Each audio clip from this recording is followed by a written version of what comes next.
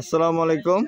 আমাদের দয়রামপুর স্পোর্টিং ক্লাবের সদস্যবৃন্দ দেখতে পাচ্ছেন ব্যাডমিন্টন খেলা এবছরের খেলা আমরা শুরু করে দিয়েছি।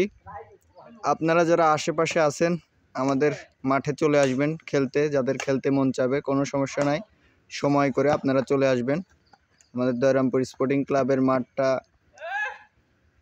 বাচ্চা চেয়ারম্যানের ভাটার পাশেই। আপনারা যদি দয়রামপুর অথবা হাসিমপুর যেতে চান রাস্তা থেকে আমাদের আলো দেখতে পাবেন, চলে আসবেন ভাটার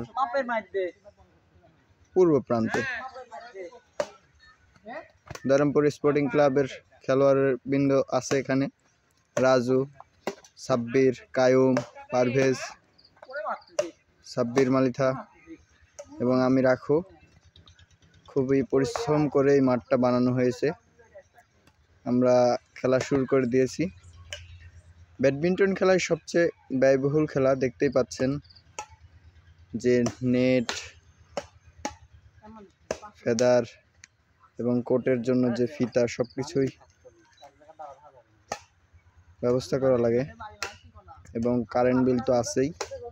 এটা কোনো অবৈধ কারেন্ট না, আমাদের নিজস্ব বাড়ি থেকে এই কারেন্টটা নেওয়া হয়েছে। আমরা মাস শেষে বিল দিয়ে দিব।